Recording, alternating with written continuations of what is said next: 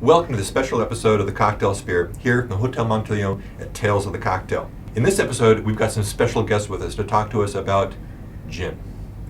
Desmond Payne, Beefeater, formerly Plymouth, and Sean Harrison from Plymouth now. Gin is probably my favorite spirit. Is yours? Quite definitely, yes. Good answer. Now, both of you guys have worked at Plymouth, distilling Plymouth gin. Mm-hmm. And Desmond, you're now at Beefeater, distilling Beefeater gin. That's correct. What do you think differentiates those two products? The difference really comes down to the actual ingredients that are used, and those ingredients create a taste profile. So in Plymouth's case, there are 7 ingredients, obviously of which juniper has to be the major one, but the other ingredients are things like coriander, lemon and orange peel, angelica root, orris root and cardamom. And they give, when distilled with the alcohol, they give the gin that Plymouth makes a real soft, smooth, sort of full-bodied flavour, and that's really the essence of what Plymouth gin is. Desmond?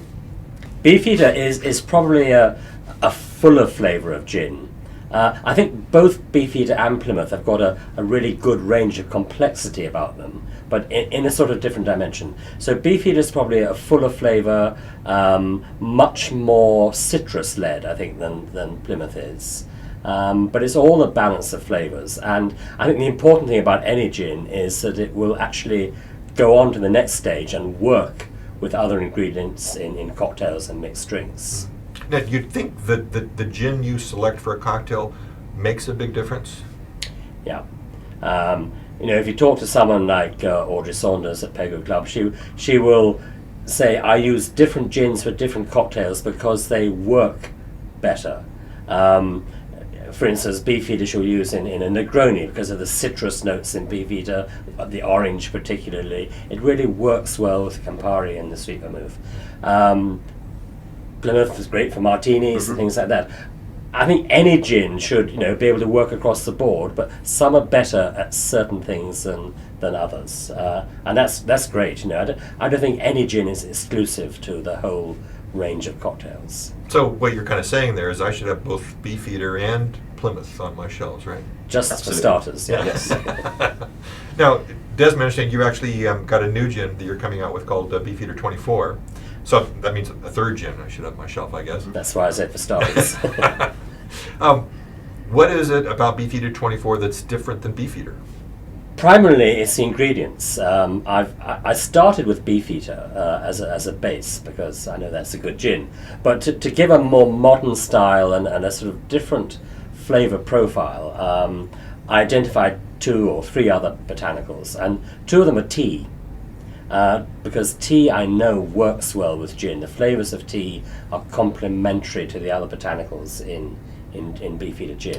Actually, a visit to Southeast Asia, and I realised that the tonic water was different because quinine was banned. So I tried drinking iced lemon tea in my gin as a mixer. There's more to gin than gin and tonic, So and it really worked well. The flavours worked well. So when I developed Beefeater 24, I brought the tea flavour forwards to actually use as a botanical rather than as a mixer. So like with the Beefeater recipe, you're basically carrying on a tradition with an existing recipe, where Beefeater 24 is your recipe. It's my recipe, but based on Beefeater. There's a link there, obviously. It's the same, it's the same company made in the same distillery and everything else. But the moment you change one thing, you completely shift the balance. So a thing like Beefeater, which I'm making James Burroughs' recipe from the 1850s, my job is to keep it the same. With Beefeater 24, it's to create something new by tweaking the flavours and the way that it's made, and then keeping that the same. So now, Sean, does the fact that Desmond has been making his own gin make you want to create your own gin now? I sort of look at gin in a different way, and basically areas that I personally like to explore are things like sloe gin, and also we do a fruit cup as well. But what sloe gin actually is it's a very traditional English drink where you take sloe berries, which it's actually the fruit of the hawthorn bush. So it's a strange fruit, but and then nobody's quite sure when, 100, 150, 200 years ago, nobody really knows when, that decided to mix it with gin. And it makes a very interesting drink because you have to put sugar into it, because sloe berries are very pithy, very acidic little fruit, and you can't just, they're almost unedible unless you do something with them. But when they're mixed with gin and allowed to soak for 4 months, you get this wonderful liqueur that comes off, which is full of fruit flavours, has a nice sort of taste of gin comes through, and is a very classic English drink. You know, for the longest time here in America anyway, what we've had for sloe gin was rather an abysmal product.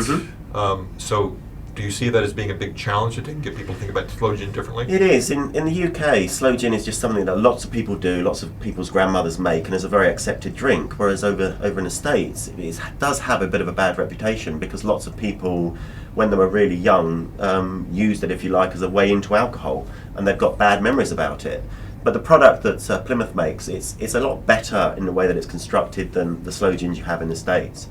And the barmen love using it because actually the sloe gin fizz is one of the great classic cocktails of the world, and when it's done really well with a really great product, then it makes a really great drink.